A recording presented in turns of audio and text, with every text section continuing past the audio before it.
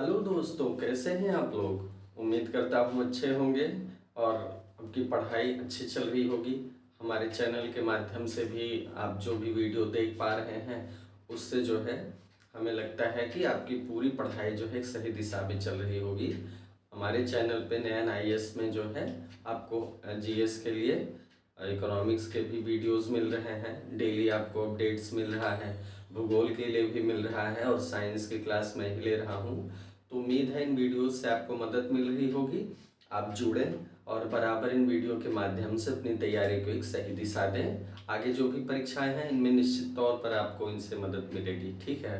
तो इस चैनल पे आएँ और बराबर अपनी तैयारी से जुड़ी हुई चीज़ों को अपडेट करते रहें और पूरा कोर्स जो है प्लेलिस्ट के माध्यम से है, आप इसको तैयार करते रहें। उम्मीद है दोस्तों वीडियो आपको पसंद आ रहा होगा और आपकी मदद मिल रही होगी।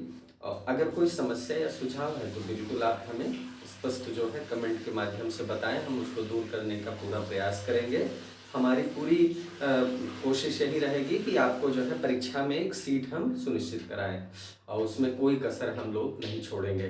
बस आप पर है कि आप मेहनत करें। तो हमारे साथ आप पढ़ रहे हैं साइंस, और साइंस में आज की क्लास में हम आपको बायोलॉजी में क्या पढ़ा रहे हैं।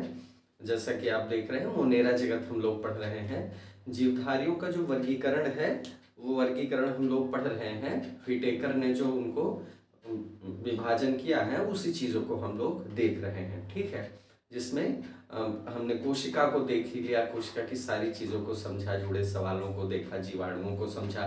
क्रम से एक एक चीज़ों को जो है हम लेके चल रहे हैं और पूरी कोशिश है कि कोई भी चीज़ आपसे न छूटे, आप सब कुछ कवर करें। और कई जगह से हमने चीज़ों को तैयार किया है ताकि मतलब पूरी कोशिश है कि एक भी तथ्य आपसे जो है परीक्षा में न छूटे, वो सारी चीज़ कवर करने का प्रयास करते हैं, ठीक है। तो आप अगर अच्छे से क्लास को देखते हैं तो आपकी कोई चीज़ मिस नहीं होगी, ठीक है। अपने से आप क्वेश्चन भी लगाइए, कुछ प्रैक्टिस करिए ताकि तब आपको भी समझ में आएगा कि कहाँ कोई चीज़ कमी हो रही है आपकी तरफ से या हमारी तरफ से, ठीक है। प्रश्नों का अभ्यास जरूर करें। तो दोस्तों हम जो आपको बायोलॉजी में पढ़ा रहे हैं वो अभी तक जो है मोनेरा में आपने कई चीज़ें देख ली हैं। अब वो चीज़ बार बार रिपीट नहीं करूँगा मैं, रिवीजन आप करते रहिए। इसमें हमने पिछली क्लास में देखा था, पिछली क्लास में साइनो बैक्टीरिया के बारे में देखा था। किसके बारे में देखा था? साइनो बैक्टीरिया हमने देखा था और इसके बारे में पूरी चीज़ें हमने डिस्कस की थी, बहुत महत्वपूर्ण है, जिसको हम नील हरित शैवाल भी कहते हैं। क्या कहते हैं? नील हरित शैवाल। इसको हमने समझा था किस तरह आर्थिक महत्व है इनका, इनकी संरचना क्या है, किस तरह ये आत्म निर्भर सबसे सफलतम आत्मनिर्भर सजीवों की ये प्रजाति है। हमने इनको पूरा पढ़ लिया था, ब्लू ग्रीन एल्गी को। अब आज हमको जो है नया टॉपिक पढ़ना था और नया टॉपिक आपका क्या है दोस्तों? आज हमारा नया टॉपिक है प्रोटिस्टा। हम देखेंगे अगला जगह जो हमारा क्या है, प्रोटिस्टा है। क्या है? प्रोटिस्टा। प्रोटिस्टा जगत आज हमको पढ़ना है, ठीक है। प्रोटिस्टा किंगडम पढ़ना है। सबसे पहले इस जगत की बहुत ही महत्वपूर्ण बातें जिससे आप कैटेगराइज कर सकते हैं इस जगत को अन्य जगत से। सबसे पहली बात एक कोशिकीय तो है, ये आपको तो पता ही है, एक कोशिकीय जीव, ठीक है, एक कोशिकीय है। दूसरी बात क्या है? जल में रहने वाले, जल में रहने वाले मतलब ये जलीय जीव हैं, ठीक है। ये सारे जीव क्या हैं? जलीय जीव हैं, सूक्ष्म जीव हैं। ये इनकी सबसे बड़ी पहचान है, ठीक है, जल में रहने वाले। और ये क्या करते हैं? विभिन्न जो है जीवन वर्गों को ये प्रदर्शित करते हैं। क्या करते हैं? विभिन्न जीवन वर्गों को प्रदर्शित करते हैं, ठीक है। विभिन्न क्या करते हैं? विभिन्न जीवन वर्गों को प्रदर्शित करते हैं। इसका क्या मतलब है? देखिए इस जगत में बहुत सारे जीवन हैं जिनमें बहुत सारी विभिन्नताएं भी हैं, ठीक है। बहुत सारी विभिन्नताओं का मतलब कुछ जीव ऐसे हैं जो परपोषी हैं, वो भोजन के लिए, पोषण के लिए दूसरे जीवों पर निर्भर हैं। कुछ कुछ जीव ऐसे हैं जो सपोषी हैं, मतलब उनका जीवन जो है बहुत विभिन्नताओं से भरा हुआ है। क्या है? बहुत विभिन्नताओं से भरा हुआ है। मतलब ये जान लीजिए कि इनमें ऐसे जीव आते हैं जो मतलब आपको ये लगेगा कि नहीं एक जीव के जगत की विशेषता है, तो ऐसा नहीं है। इसके जीवों में क्या है? विभिन्नताएं बहुत ही ज़्यादा हैं। ठीक है, तो हम देखेंगे, जब पोषण देखेंगे और इनकी प्रक्रिया देखेंगे, जनन देखेंगे, तो आपको समझ में आएगा कैसे इनमें जनन होता है, पोषण होता है, वो विभिन्नताएं स्पष्ट हो जाएगी। तो विभिन्न जीवन वर्गों को हम आगे देखेंगे। एक्वाटिक होते हैं, जलीय होते हैं, ये क्लियर हो गया।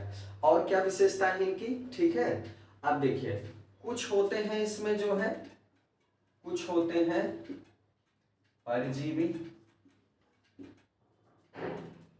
जिसको परपोषी कह सकते हैं, परपोषी कहेंगे पहले, परपोषी में आएंगे सर। और क्या है? कुछ आत्मनिर्भर, आत्मनिर्भर स्वपोषी, स्वपोषी, जो किस प्रक्रिया द्वारा भोजन निर्माण करते हैं? प्रकाश संश्लेषण, जिसमें जो है क्लोरोफिल पाया जाएगा। प्रोटिस्टा जगत के जिन जीवों में क्लोरोफिल पाया जाएगा तो वो क्या होंगे? स्वपोषी होंगे, अपना भोजन खुद बनाएंगे। ठीक है, तो ये चौथी इनकी क्वालिटी हुई। ठीक है, अब देखिए, आपने देखा होगा प्रोटोजोआ को, जो प्रोटोजोआ के जीव हैं, प्रोटोजोआ, तो इस प्रोटोजोआ के जो जीव हैं उसमें क्या है? बहुत सारे जीवन वर्ग हैं। एक तरफ अमीबा है, एक तरफ पैरामीशियम है, पता चला, एक तरफ यूग्लिना है। ठीक है, अब यूग्लिना, यूग्लिना क्या है? ये पादप और जंतु जगत, पादप और जंतु जगत के बीच की क्या है? कड़ी है। तो विविध जीवन वर्ग हुए कि नहीं हुए? अब देखिए, यूग्लिना इस तरह का जीव हो गया। इसमें कुछ ऐसे होते हैं जिनमें हरितलवक पाया जाता है, अपना भोजन बनाते हैं। अमीबा का आपने देखा होगा, इसमें जो है इसका द्विखंडन कैसे होता है, कैसे इसमें विभाजन होता है, एकदम सरलतम प्राणी है। भोजन कैसे ग्रहण करता है? बिल्कुल अलग तरीके से, परपोषी है। भोजन अपने पादाभों से घेर के जो है ये अपने शरीर में समा लेता है, फिर जो है धीरे धीरे उसको पूरी तरह से पाचित कर लेता है। तो कहने का मतलब विविध जीवन वर्ग इसमें प्रदर्शित होते हैं। तो चलिए, परपोषी है, कुछ आत्मनिर्भर हैं, और पॉइंट्स देख लेते हैं। ठीक है, इसमें जो है प्रत्येक कोशिका में, ठीक है, पिछली बार आपने देखा मोनेरा कोशिकाओं में, आपने क्या देखा?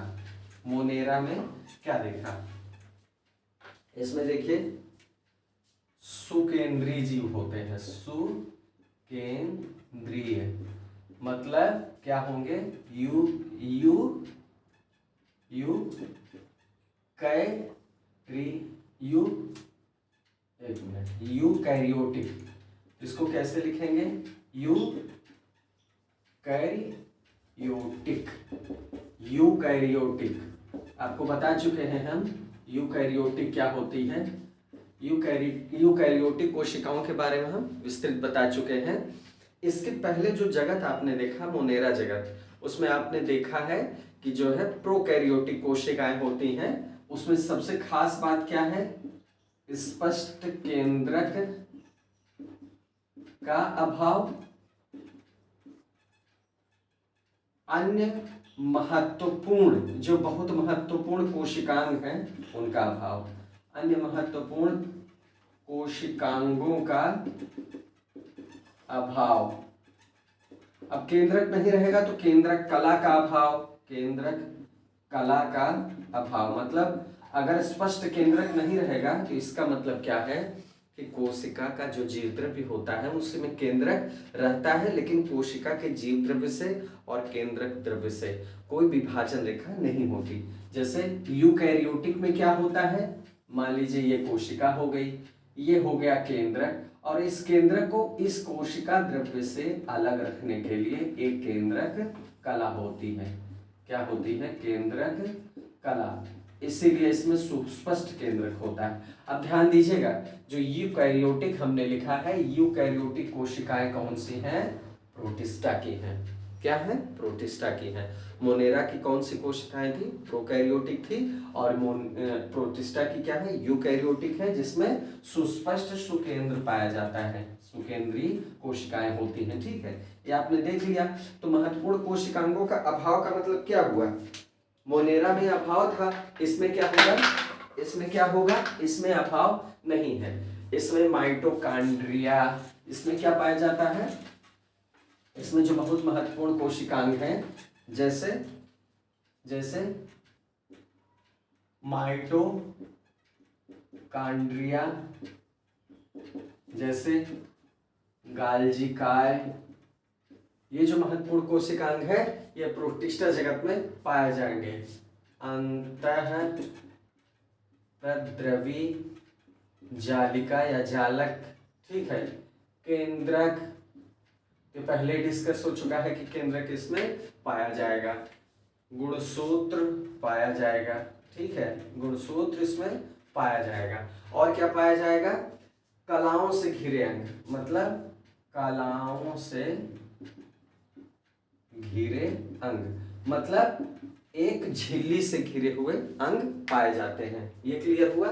मतलब झिल्ली से घिरे हुए अंग पाए जाते हैं। महत्वपूर्ण कोशिकांगों की उपस्थिति होती है इस जगत के जीवों की कोशिकाओं में। इस जगत के जीवों की कोशिकाओं में इनकी उपस्थिति होती है। ये क्लियर हुआ? इनकी संरचना क्लियर हुई आपको कि सुकेंद्रीय होते हैं, एक कोशिकीय जीव होते हैं, जलीय होते हैं, और इनकी कोशिकाओं में केंद्रक उपस्थित होता है, केंद्रक कला उपस्थित होती है। और जो महत्वपूर्ण कोशिकांग हैं वो इसमें पाए जाते हैं, जैसे गाल्जी बॉडी है, माइटोकॉन्ड्रिया है, अंतःप्रद्रवी जालिका है, ये सारे जो कोशिकांग हैं ये उपस्थित रहते हैं। ठीक है, और इनमें जीवन वर्ग कई किस्म का होता है, स्वपोषी भी होता है और विषमपोषी या परपोषी भी होता है। क्लियर हुआ? चलिए ठीक है। अब देखिए, गमन एक महत्वपूर्ण जैविक प्रक्रिया है। गमन जीवों का एक बहुत महत्वपूर्ण लक्षण है। इसमें मूवमेंट या गमन, एक स्थान से दूसरे स्थान तक जाना, ये कैसे संभव होता है? इस जगत के जीव कैसे गमन करते हैं? 3 चीजें हैं। एक है कशाभिका, पहला कशाभिका द्वारा। दूसरा क्या है?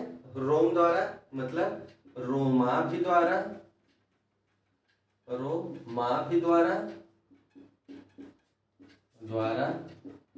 और तीसरा क्या होगा? कूटपादों या पादाभ द्वारा। 3 तरह से इसमें गमन। 3 तरह से क्यों? क्योंकि इस जगत के जीव कई तरह से होते हैं, कई तरह से उनमें विभिन्नता होती है, अनेक जीवन वर्गों को प्रदर्शित करते हैं, पहले हम लोग देख चुके हैं। तो ये समझिए कि इसमें अलग अलग तरीके से गमन होता है। जिस तरह के जीव हैं हम आपको समझाते हैं, बहुत स्पष्ट हो जाएगा। कशाभिका, अब देखिए एक जीव ये है आपका, एक जीव ये है, इसको हम क्या कहते हैं? आप समझ गए होंगे, ये है युगलीना। कौन सा जीव है? युगलीना। और ये क्या है? कशाभिका। ये कोड़े जैसी जो आकृति निकली हुई है इसकी, ये जो देख रहे हैं आप, इसकी मदद से क्या करता है? गमन करता है। ठीक है, तो कशाभिका क्लियर हो गया। रोमाभि का मतलब हुआ, ये देखिए एक जो है जीव ऐसे है, इसमें जो है रोम निकले होते हैं। इसमें क्या निकले होते हैं? रोम निकले होते हैं। तो ये जो रोम है इसे गति करने में सक्षम बनाते हैं, रोमाभि। और ये जीव कौन सा है?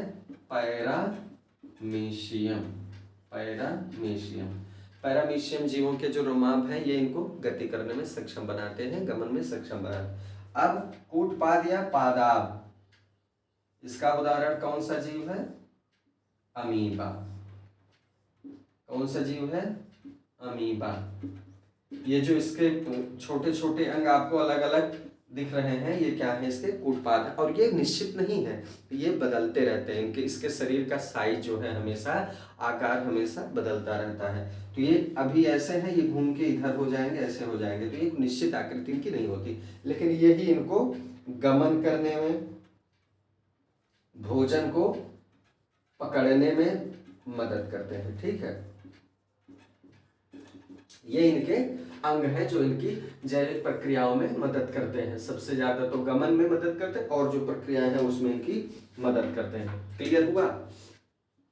चलिए, गमन की प्रक्रिया हमने देख ली कि इस जगत के जीवों में गमन किस तरह संभव होता है। ठीक है, अब देखिए दूसरी जो महत्वपूर्ण विशेषता है वो हम देखेंगे कि इनमें जनन कैसे होता है।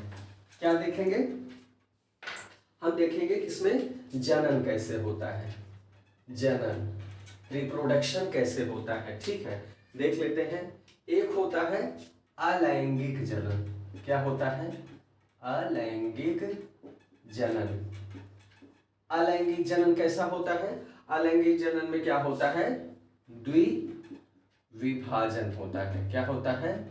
द्विविभाजन। जैसे आपने देखा होगा ये अमीबा है, ठीक है, इसका केंद्रक है, ये साइज ऐसे बदलता जाएगा, ये ऐसे साइज बदलता जाएगा, केंद्रक जो है तनता जाएगा। ये क्या होगा? ये जो असूत्री विभाजन होता है कोशिका का, असूत्री विभाजन, इसके अंदर क्या होता है? प्रत्यक्ष केंद्रक विभाजन होता है। प्रत्यक्ष केंद्रक विभाजन, इसके माध्यम से क्या होता है? ये केंद्रक तन के लंबा हो जाता है और एक टुकड़े में एक अलग केंद्रक हो जाएगा, दूसरे टुकड़े में क्या होगा? एक अलग केंद्रक हो जाएगा।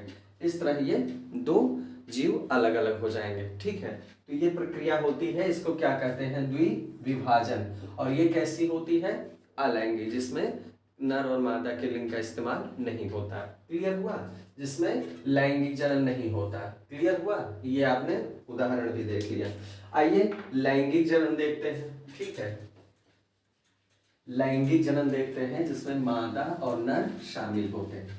ठीक है, आइए दूसरा वाला जनन देखते हैं, लैंगिक जनन। लैंगिक जनन, लैंगिक जनन, इसमें क्या होता है? नर और मादा युग्मक क्या करते हैं? जनन करके क्या बनाते हैं? जाइगोट बनाते हैं। क्या बनाते हैं? जाइगोट या भ्रूण। अब इसके बाद क्या होता है? जाइगोट में क्या होता है? अर्धसूत्री विभाजन। ये आपने देखा होगा जब तीनों विभाजन आपने पढ़ा, असूत्री, समसूत्री और अर्धसूत्री। अर्धसूत्री विभाजन केवल जनन कोशिकाओं में होता है और इसमें क्या होता है? गुणसूत्रों की संख्या आधी रह जाती है। इस तरह का विभाजन होता है। ठीक है, अर्धसूत्री विभाजन, तो इसको हमने पढ़ा है। तो इससे क्या होता है? अर्धसूत्री विभाजन के माध्यम से संतान पैदा होती है और अगुणित जीव, बहुत सारे अगुणित जीव विकसित हो जाते हैं। अगुणित जीव जो क्या होते हैं? वो विकसित हो जाते हैं। ठीक है, बहुत सारी अधिक मात्रा में। तो अब ये हो गया लैंगिक जनन। लैंगिक जनन भी हमने देख लिया, अलैंगिक जनन भी देख लिया।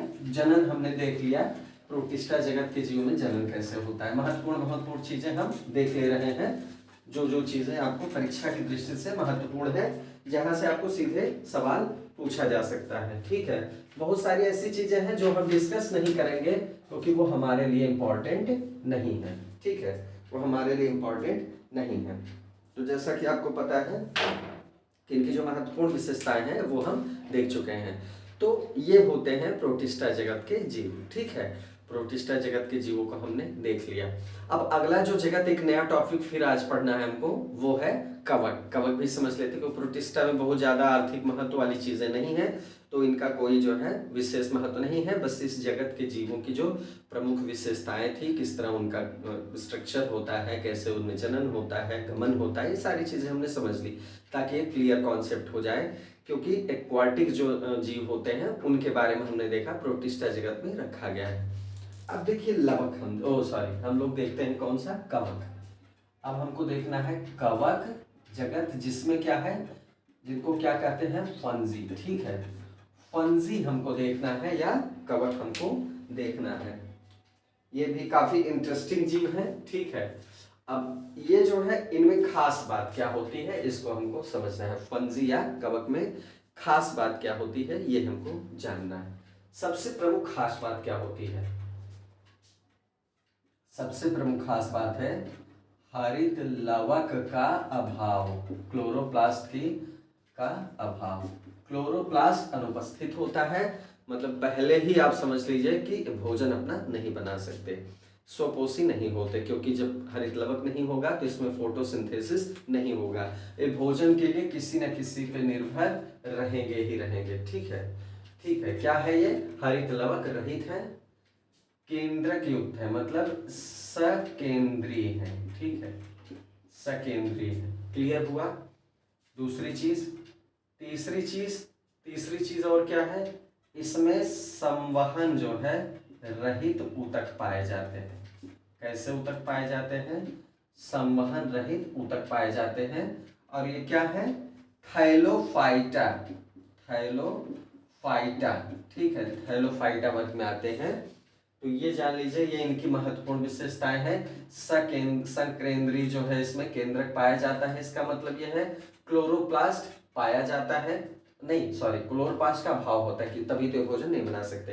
क्लोरोप्लास्ट या हरित लवक का अभाव होता है, केंद्रक पाया जाता है स्पष्ट, संवहन रहित ऊतक है, इनमें संवहन के लिए ऊतक नहीं पाए जाते, और ये थैलोफाइटा वर्ग के जीव हैं।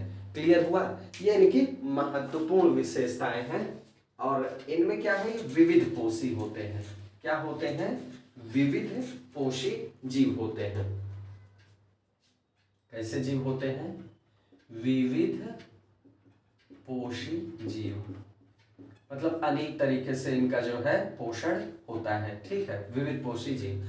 अब देखिए, इनमें जो जनन होता है, जनन समझ लीजिए, जनन कैसे होता है? इनमें बीजाणु पाए जाते हैं। क्या पाए जाते हैं? बीजाणु, स्पोर्स जिनको कहते हैं। बीजाणुओं द्वारा क्या होता है? जनन होता है। ठीक है, इनके बीजाणु किसी स्थान पर जो है उपस्थित रहते हैं, अनुकूल परिस्थितियों में क्या होता है? ये पैदा हो जाते हैं। जैसे आपने देखा होगा, कहीं कुछ भी नहीं है, जहाँ बहुत नमी है, कुछ टाइम बाद आप उस किसी वस्तु को, खाद्य पदार्थ को रख देते हैं, उसमें कवक पैदा हो जाता है, फफूंद पैदा हो जाती है। तो उनके बीजाणु वायु में हर स्थान पे, हर जगह बिखरे होते हैं, बस अनुकूल परिस्थितियों में वो गुणन करते हैं और उत्पन्न हो जाते हैं। जैसे ब्रेड आपने देखा होगा, ब्रेड को आप रख दीजिए, 2-4 दिन छोड़ दीजिए, उसमें आपको कवक या फफूंद पैदा दिखेगा। कैसे होता है? उनके जो बीजाणु हैं वो क्या करते हैं? गुणित हो जाते हैं और अपना परिवर्धन कर लेते हैं। तो इसमें जो है जनन किसके माध्यम से होता है? बीजाणुओं के माध्यम से। क्लियर हुआ? चलिए, अब इनको देखिए कि कहाँ कहाँ पाए जाते हैं। जहां भी जीवित या मृत कार्बनिक पदार्थ, जीवित या मृत कार्बनिक पदार्थ, जहां जीवित पाए जाएंगे वहां तो ये रहेंगे ही। जहां मृत कार्बनिक पदार्थ होंगे, क्योंकि आपने देखा होगा जहां चीजें सड़ती गलती हैं, जहां पे कार्बनिक पदार्थ सड़ते हैं, गलते हैं, वहां इनकी उपस्थिति तुरंत पैदा हो जाती है। ठीक है, तुरंत इनकी उपस्थिति आपको दिखेगी मृत कार्बनिक पदार्थों के पास। ठीक है, तो कहने का मतलब इनकी ये उपस्थिति है। इनकी जो कोशिका भित्ति होती है, क्या होती है? कोशिका भित्ति, जो सेल वॉल होती है, वो किस चीज की बनी होती है? काइटिन की, काइटिन नामक पदार्थ की। इनकी कोशिका किस चीज की बनी होती है? काइटिन नामक पदार्थ की। क्लियर हुआ? तो चलिए, ये आपको क्लियर हो गया, इनकी संरचना जो है आपको क्लियर हो गई।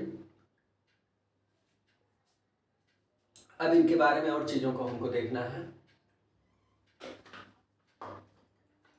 आइए, अब क्या देखना है? हमको इनका पोषण देखना है। सबसे महत्वपूर्ण है इनका पोषण। इनमें पोषण कैसे होता है, यही हमको देखना है। ठीक है, तो पहला तो पोषण का तरीका देखेंगे हम, जो है परजीवी का पोषण या न्यूट्रिशन। कैसे होता है? पहला सहजीवी देखते, बहुत महत्वपूर्ण है सहजीवी वाला। तो पहला है सहजीवी या सिम्बायोटिक रिलेशनशिप। सिम्बायोटिक रिलेशनशिप क्या होता है? सहजीवी संबंध क्या होता है? सहजीवी संबंध में ये कवकों का लाइकेन होता है इनका सहजीवी संबंध। अब आपने इसके पहले अभी देखा है जब हमने साइनोबैक्टीरिया पढ़ा, जब हमने साइनोबैक्टीरिया पढ़ा जिनको हम नील हरित शैवाल कहते हैं, इनका कवकों के साथ, ठीक है, उसी टॉपिक में आपने पढ़ लिया था, इनका कवकों के साथ एक सहजीवी संबंध होता है जो क्या कहलाता है, लाइकेन। इसमें हमने आपको डिटेल में बताया था कि जो कवक होते हैं ये क्या करते हैं, जल का अवशोषण करते हैं। जल और कुछ मिनरल्स जो है किसको उपलब्ध कराएंगे, नील हरित शैवाल को, ठीक है। नील हरित शैवाल को क्या करेंगे, ये जो है एक तो आश्रय प्रदान करेंगे, आधार प्रदान करेंगे, दूसरा जल और कुछ मिनरल्स इनको उपलब्ध कराएंगे। तब ये क्या करेंगे, ये भोजन बनाएंगे और अपना जो है काम चलाएंगे और कवकों को प्रदान करेंगे। मतलब इस तरह के सहजीवी संबंध में लाइकेन रहते हैं। जो कवकों का, शैवालों का सहजीवी संबंध बहुत ही इंपॉर्टेंट है, हमेशा याद रखिएगा, ये महत्वपूर्ण चीज है। तो ये सहजीवी संबंध का एक बहुत अच्छा उदाहरण है। तो एक तो पोषण में इनका पहले नंबर पे क्या आया, सहजीवी संबंध या सिम्बायोटिक रिलेशनशिप। अब दूसरा देखते हैं, पोषण में दूसरा देखते हैं परजीवी। अब दूसरा रिलेशनशिप इनका देखते हैं परजीवी का, ठीक है, परजीवी।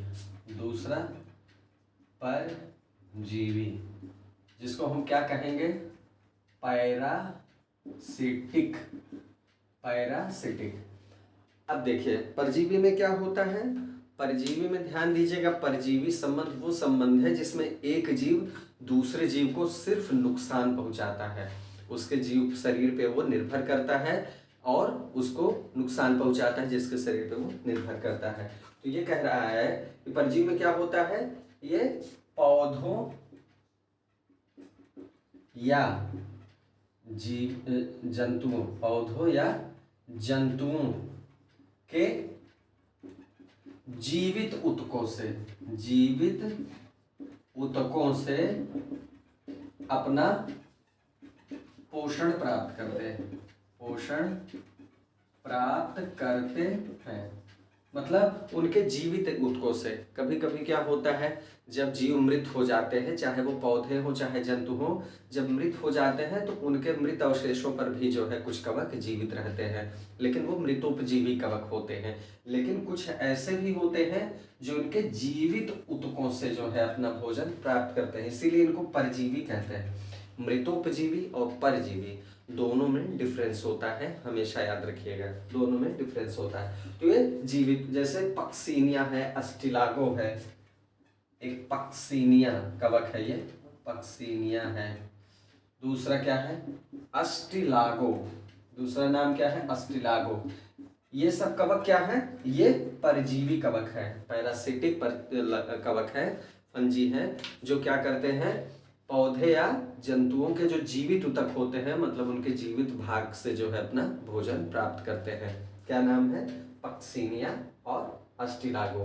क्लियर हुआ। तो ये पोषण की दूसरी विधि है। पहली विधि कौन सी थी, सहजीवी संबंध की, दूसरी है परजीवी संबंध की, और तीसरा आपको क्लियर ही हो गया होगा, मृतोपजीवी। तीसरा आपको क्लियर ही हो गया होगा, मृतोपजीवी। मृतोपजीवी से नाम से ही आपको क्लियर हो जा रहा है कि मृतोपजीवी में क्या होता है, जो भी पौधे या जंतु, इनके सड़े गले भाग, सड़े गले भाग कैसे, कार्बनिक, कार्बनिक, ठीक है, या कह सकते हैं कि इनके जो मृत अवशेषों में जो जटिल कार्बनिक यौगिक होते हैं, जटिल कार्बनिक पदार्थ। देखिए जीवित जो शरीर होता है वो जटिल कार्बनिक पदार्थों का बना होता है, जैसे प्रोटीन, कार्बोहाइड्रेट, वसा मतलब फैट। तो ये जो जटिल यौगिक होते हैं, मृत होने के बाद जीवित जब जंतु या पौधे होते हैं, जब मृत हो जाते हैं तो इनका अपघटन शुरू हो जाता है, डीकम्पोजिशन शुरू हो जाता है।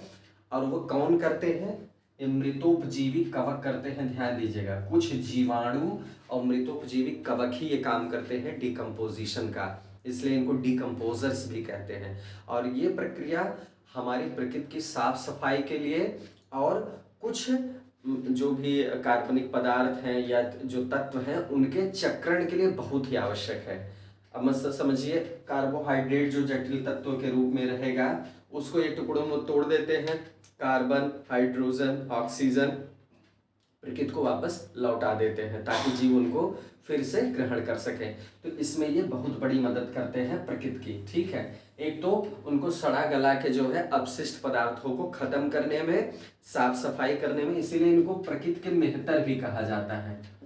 प्रकृति के मेहतर, मेहतर मतलब जो साफ सफाई करता है। स्कैवेंजर्स, स्कैवेंजर्स मतलब होता है मेहतर या साफ सफाई करने वाले। इनका बहुत महत्वपूर्ण योगदान है इस सेंस में। और एक तो अपना पोषण प्राप्त करते हैं, ये तो आप समझ ही गए होंगे कि ये अपना पोषण भी इसी प्रक्रिया से प्राप्त करते हैं। तो क्लियर हुआ कि ये प्रकृति में तत्वों के चक्र को बनाए रखने में भी मदद करते हैं और साफ सफाई में भी मदद करते हैं, अपना भोजन भी इसी से वो प्राप्त कर लेते हैं, ठीक है। तो ये हो गया। जैसे एग्जाम्पल, आपका कुछ एग्जाम्पल है, जैसे राइजोपस है, राइजोपस, पेनिसिलियम, राइजोपस है, Penicillium, Penicillium Morchella, Penicillium Morchella, ये सब जो कवक हैं ये क्या करते हैं, ये मृतोपजीवी कवक है। यही क्या करते हैं, डिकम्पोज करते हैं इनके कार्बनिक पदार्थों को, जटिल कार्बनिक यौगिकों को। क्लियर हुआ। पोषण में कोई समस्या नहीं होगी, पोषण में कोई समस्या नहीं होगी। 3 तरह का इनमें पोषण पाया जाता है। पहला होता है सहजीवी संबंध या सिम्बायोटिक रिलेशनशिप। दूसरा क्या होता है, परजीवी संबंध या पैरासिटिक रिलेशनशिप। और तीसरा होता है मृतोपजीवी कवक, ठीक है। क्लियर हुआ। चलिए, ये भी आपको समझ में आ गया। अब देखिए, अब जो इनमें सबसे महत्वपूर्ण चीजें हैं वो क्या हमको जाननी है, इनके लाभ। कवकों से बहुत सारे आर्थिक लाभ होते हैं, ठीक है। अब क्या होते हैं, आइए उनको समझ लिया जाए। आर्थिक लाभ, इनका आर्थिक महत्व क्या है हमारे जीवन में, इनका आर्थिक महत्व क्या है, यही हमको समझना है। चलिए ठीक। अब पहला तो आपने देख लिया कि जो वर्ज्य कार्बनिक पदार्थ है, जो वर्ज्य है, अवांछित है, वर्ज्य कार्बनिक पदार्थ है, उन पदार्थों का क्या करना, अपक्षय करना या नष्ट करना। जो वर्ज्य कार्बनिक पदार्थ हैं उनका क्या करना, नाश करना, उनका अपक्षय करना या नाश करना, जो कार्बनिक पदार्थ है। क्लियर हुआ, ठीक है। अब देखिए, ये इस तरीके से क्या करते हैं, ये जंतुओं और पौधों के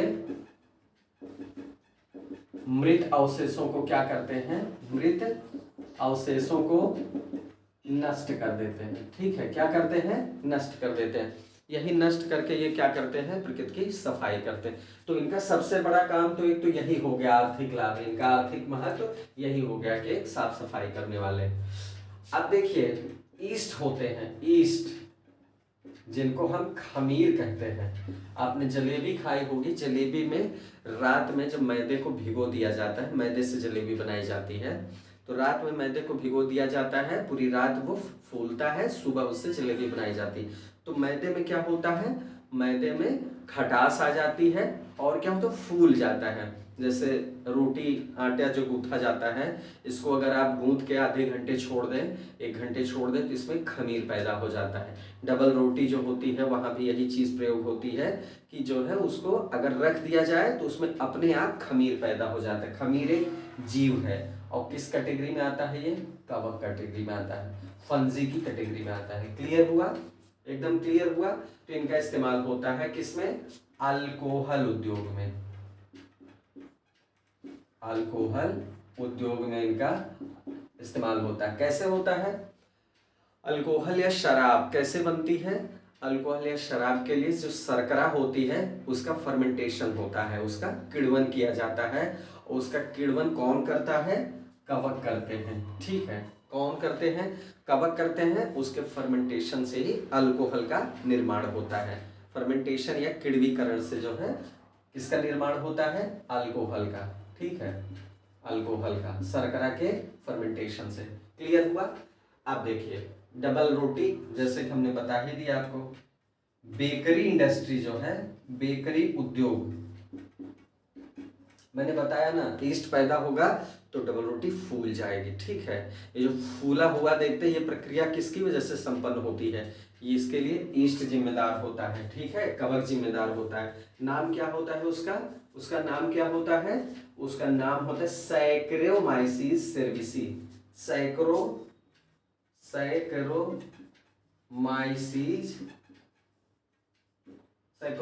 सेर्विसी, ठीक है, सेर्विसी, बहुत इंपॉर्टेंट नहीं है नाम, सेर्विसी, सैकरोमाइसिस सेर्विसी, ठीक है, सेर्विसी नाम बहुत इंपॉर्टेंट नहीं है, जान लीजिए कि बेकरी उद्योग में इनका प्रयोग होता है, किसके लिए, डबल रोटी को बनाने के लिए, ठीक है। क्लियर हुआ, डबल रोटी बनाने के लिए इनका प्रयोग होता है। कई तरह के इनसे एसिड्स का भी निर्माण होता है, बहुत सारे एसिड्स हैं जो इनसे बनाए जाते हैं, अम्ल बनाए जाते हैं, ठीक है। कवकों का बहुत उपयोग है, ये बात आप याद रखिएगा। इनसे क्या होता है, अम्लों का निर्माण होता है, अम्लों का निर्माण होता है, ठीक है, समझ में आई बात। चलिए ठीक है, अम्ल भी बनते हैं, और क्या बनता है, दूसरा नहीं, मान लीजिए कोई भी पॉइंट हो, ये हो गया अम्लों का निर्माण। और क्या होता है, कई प्रकार के एंजाइम्स का निर्माण होता है, एंजाइम्स का निर्माण होता है, बहुत सारे एंजाइम्स भी इनसे प्राप्त किए जाते हैं, ठीक है। जैसे एस्परजिलस ओराइजी, एक होता है एस्परजिलस ओराइजी, एस्परजिलस ओराइजी, इनसे कौन सा प्राप्त किया जाता है, इससे कौन सा, एमाइलेज का नाम आपने सुना होगा, एमाइलेज एंजाइम जो होता है इस कवक से प्राप्त किया जाता है, जिसका नाम क्या है, एस्परजिलस ओराइजी, ठीक है। क्लियर हुआ, ठीक है, कोई दिक्कत। और पेनिसिलियम हो, उससे पेक्टिनेज एंजाइम, पेनिसिलियम कवक आपने देखा सुना होगा, इससे तो जो है माइलेज, पेनिसिलियम से कौन सा एंजाइम, पेक्टिनेज, ठीक है, पेक्टिनेज इससे प्राप्त होता है। ये महत्वपूर्ण मतलब कवक है जिनसे कुछ एंजाइम्स के बारे में आपको पता चलता है कि इनका इन्हीं से निर्माण, पेनिसिलियम कवक से पेक्टिनेज, एस्परजिलस ओराइजी से एमाइलेज, तो ये महत्वपूर्ण एंजाइम है जिनका निर्माण किससे होता है, कवकों से होता है, ठीक है। क्लियर हुआ, बहुत महत्व है इनका, इनको जरूर याद रखिएगा कि जो महत्वपूर्ण इनका योगदान है आर्थिक महत्व में, इसको जरूर याद रखिएगा। जैसे देखिए विटामिन्स का भी संश्लेषण करते हैं, विटामिन्स का संश्लेषण करते हैं। अब सोचिए विटामिन का संश्लेषण तक ये करते हैं, जैसे स्ट्रेप्टोमाइसिस, स्ट्रेप्टो नाम याद रखिएगा, स्ट्रेप्टोमाइसिस ग्रिसिकस,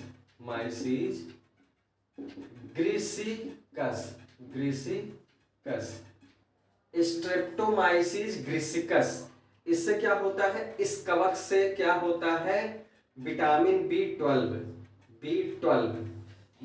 B12 जो होता है इसका संश्लेषण कौन कवक करता है, स्ट्रेप्टोमाइसिस ग्रिसिकस। क्लियर हुआ। ईस्ट जो होता है या खमीर होता है, इससे क्या बनता है, विटामिन डी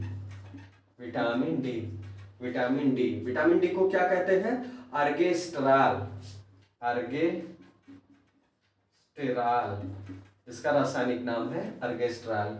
तो विटामिन डी का संश्लेषण शरीर में कौन करता है, खमीर करता है या ईस्ट करता है। चलिए ये भी क्लियर हुआ।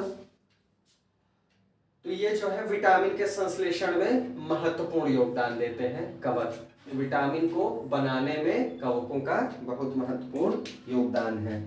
तो आप समझ ही पा रहे होंगे कि ये कितने हमारे लिए महत्वपूर्ण है। तो दोस्तों कवकों का बहुत सारा महत्व है, हम इनको और भी चीज़ों को देखेंगे, इनसे संबंधित और भी चीज़ों को हम देखेंगे, और ये हमारा कवक वाला टॉपिक इसी के साथ खत्म हो जाएगा। कुछ चीज़ें हैं वो अगली क्लास में हम देख लेंगे, फिर एक नया टॉपिक अगली क्लास में शुरू करेंगे। तो आज हमने प्रोटिस्टा जगत को पढ़ लिया, कंप्लीट कर लिया, और कवकों से संबंधित महत्वपूर्ण बातों को आज हमने देख लिया। कुछ चीज़ें अगली क्लास में डिस्कस होंगी और उसके बाद एक नए टॉपिक से हम शुरू करेंगे। तो उम्मीद है आपको चीज़ें समझ में आई होंगी। इसी तरह हमारे साथ जुड़े रहें दोस्तों, और अपनी जो है क्लास को बराबर अपडेट करें और रेगुलर कंटिन्यू क्लास करें ताकि चीज़ें आपसे छूटने ना पाए। और इसी तरह मेहनत करें। शुभकामनाएं आपको परीक्षाओं के लिए, और इसी साथ हमारा साथ दें जो है दोस्तों। हम आपके लिए पूरी मेहनत से वीडियो बनाते हैं, तो अब बिल्कुल अपनी परीक्षा को जो है ध्यान में रखते हुए तथ्यों को उसी हिसाब से नोट करें, नोट्स बनाएं और बराबर जो है प्रैक्टिस करते रहें। ठीक है दोस्तों, मिलते हैं अगली क्लास में। जय हिंद।